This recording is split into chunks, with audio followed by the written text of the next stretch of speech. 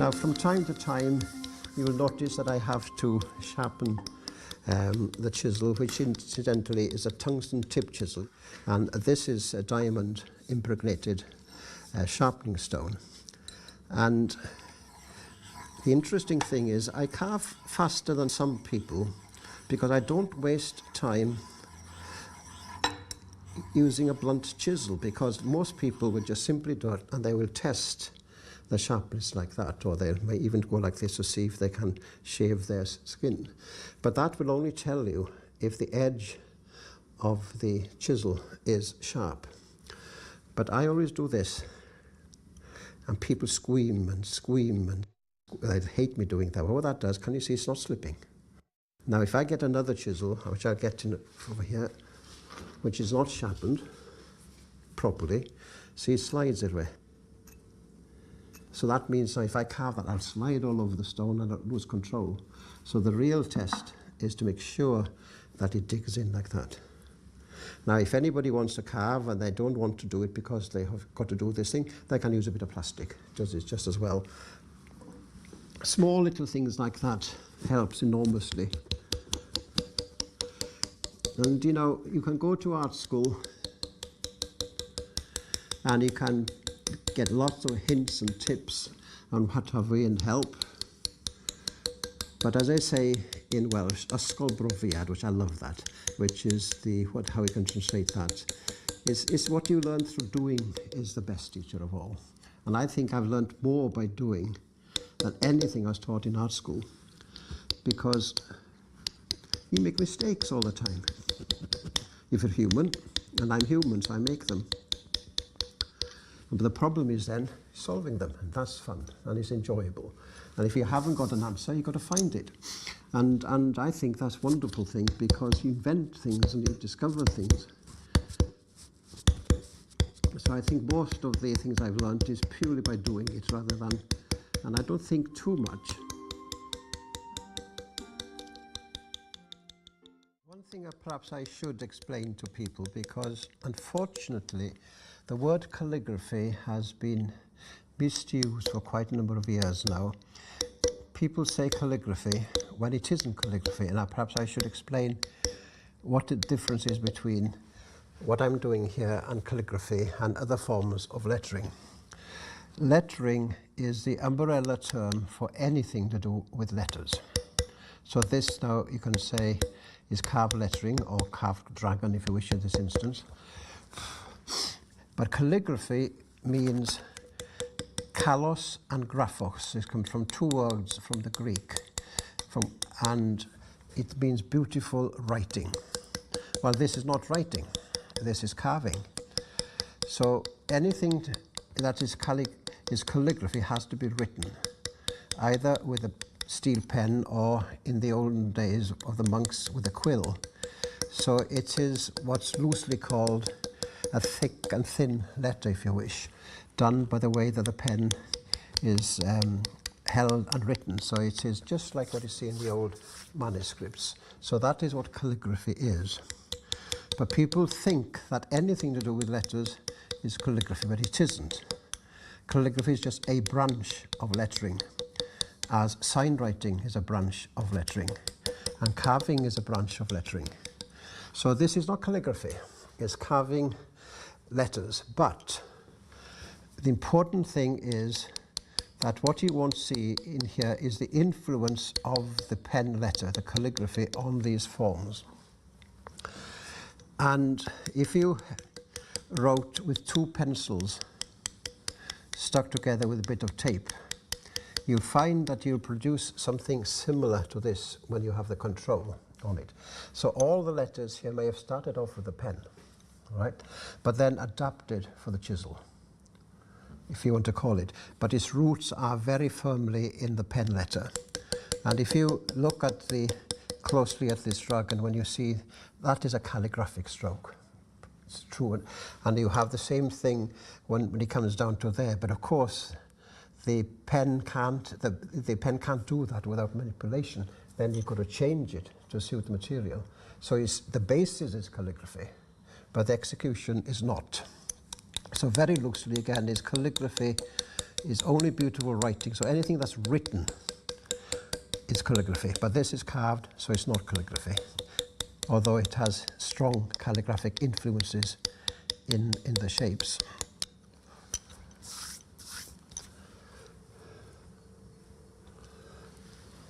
In calligraphy in particular, more than here in carving, there are so many beautiful works of literature and poetry that is absolutely wonderful for calligraphers to write and to express in ways that's appropriate to the text and to the purpose of the poem. But I have been criticized, and I don't mind admitting to it, by many eminent calligraphers saying that I should be ashamed of myself for writing poetry, out poetry that's done by an inferior poet, not a well-known poet. That they feel I should only write out the works of the most important calligraphers, poets. And they think I'm selling my soul, if you want to inferior work. And that annoys me, because to me, it's the doing that matters and whether you're doing the right thing for the people you're working to. But, you know, for example, I have people coming to me who are not poets, whose English very often is very bad. But this man loves his wife. They've been married for 20 years and he wants her to know how much he loves her, right? And he's written her a poem. And some of these poems, I cringe when I read them, they're so bad. And I feel, why should I, to do this kind of thing? It's terrible. But then I say to myself, well, that's wrong. This chap wants to show his wife how much he loves her. And he's taken the bother from his heart to produce this poem. So does it matter if it's not the best work in the world, if it's come from the heart? And it means a lot to him.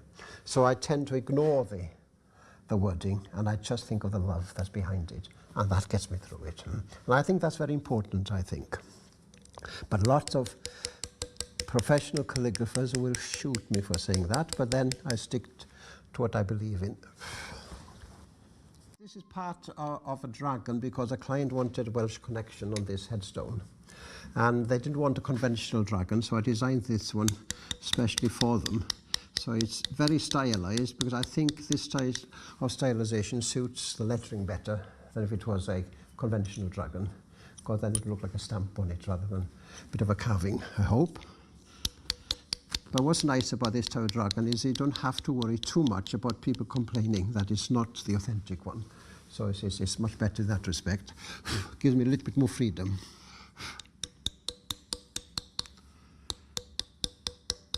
Now, you might be wondering, as I mentioned earlier, why this is not a conventional dragon. And as I said earlier, I think this type of thing reflects the qualities of the lettering a bit better.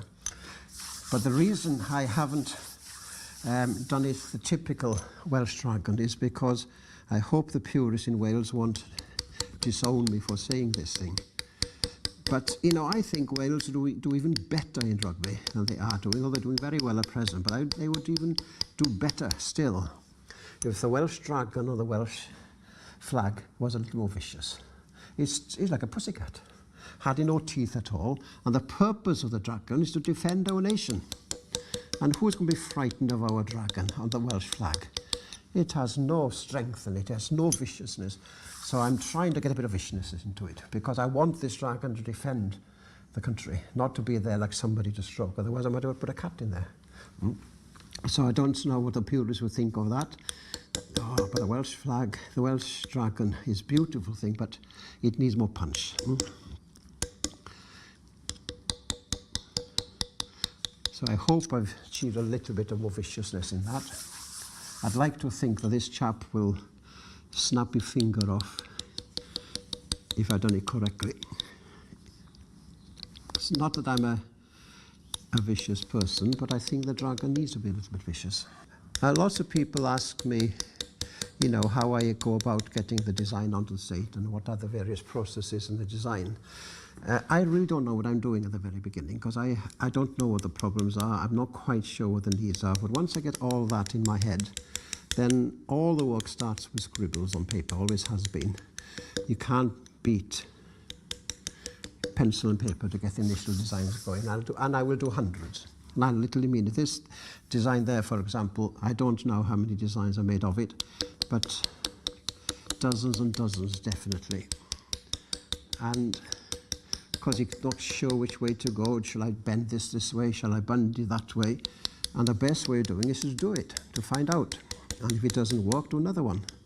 And have the patience and the sticking power to stick with it until something begins to work. Now, when it gets to that scale, depending on the kind of work it is and the purpose of it, I might scan it into my computer sometimes. Because a computer, I don't think, distracts from the craft work at all if you're in control of it. And the computer then can make things heavier, thinner, sharper. And it can save the client a lot of money because I can get so many alternatives very, very, very quickly. But once I've decided which is the right one, then I make the final drawing by hand. So it starts by hand and it finishes by hand. But often the computer will do the variations in between. Then I get it onto the slate, trace it through very often through a tracing paper or the kind of thing you have in, what do you call these things, in carbon papers. I'll get that involved in a minute. And then I'll scratch the design afterwards, but I'm not following the lines. They're just there as a guide. That's the important thing. They're just there to tell me what my extremes are. But I let my eye make the final cut. So if I'm cutting this now and I don't like what's happening, I'll change it. So it's being drawn by the eye at the very last minute. Or if my wrist tells me, no, I can't do that, I will respect it and modify things. So you're involved, in other words, right to the very last second. So the design is not finished until the last tap has been made. And then you see I go back quite a lot. The trouble is you can get in there and get carried away. And it looks very nice to you. Then you step back and say, oh my God, it's too thin, it's too heavy. So I have to see it in relationship to the whole. And this is another thing I always say to students. I don't like it. I tell them, get your bums off that chair. I think it's so important. They sit in front of the damn computers. They visualize things from the few inches between where they're sitting on the screen or the drawing if it's on a piece of paper. And they don't see the whole. And I'm a firm believer they have to get off their chairs and view it from a sensible viewing distance. I used to teach on a regular basis 1 day a week in different art schools. I've taught at Camberwell School of Art in London, in Wimbledon School of Art, and in practically most of the colleges, or art colleges here in Wales.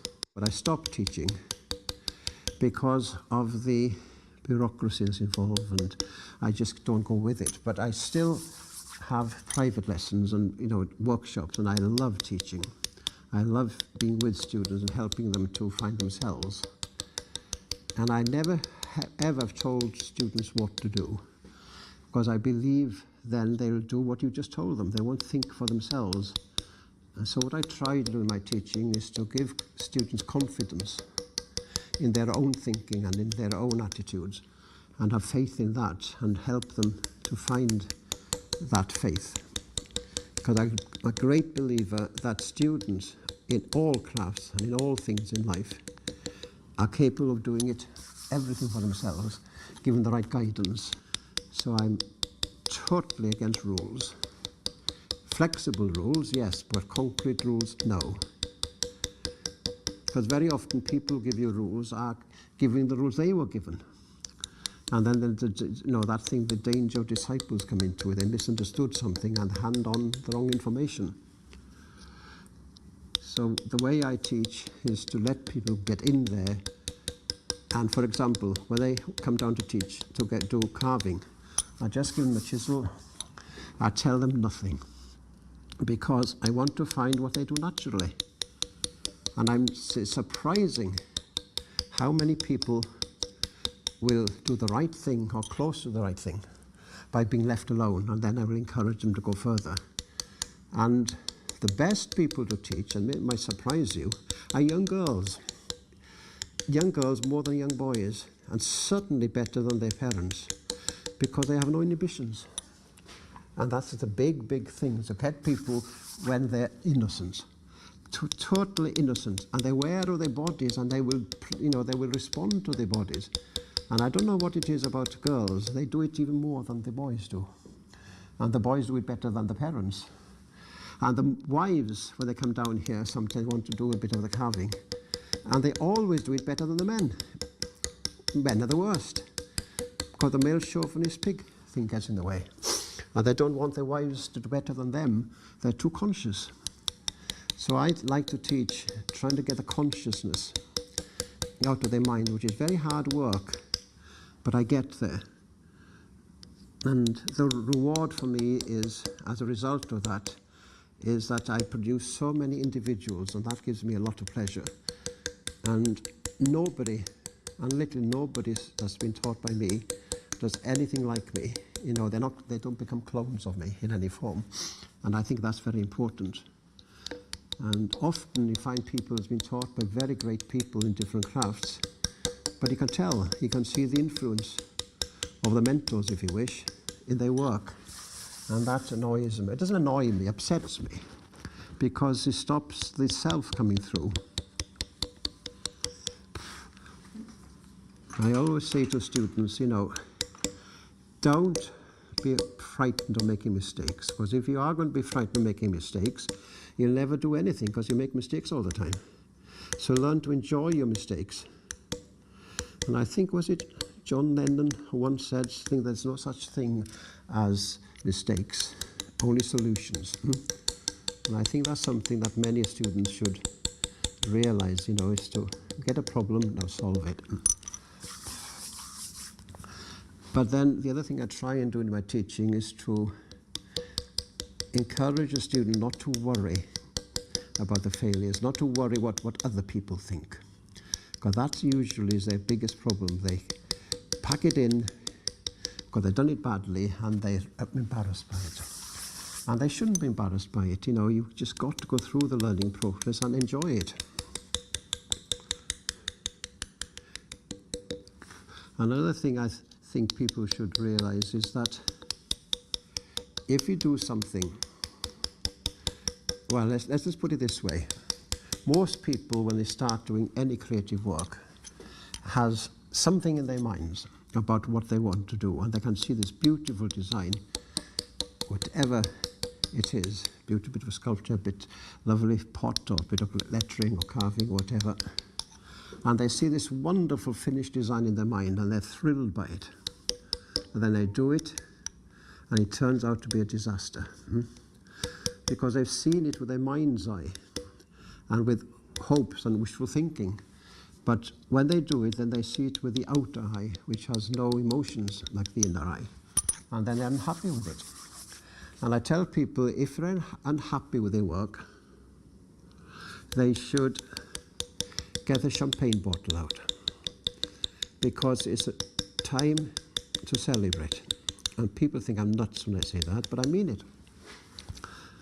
Because when you do something and you can see mistakes in it, the reason I say that's a period to be happy is because it shows that in your mind you're better than you are down there, and that's something to be happy about. Right? It's when you are happy with everything down there is a time to worry. It means you've got no more to do. You have nothing else to learn. So I think it's a time for joy when you see mistakes, because you're much better than that. And I think that's a wonderful situation to be in.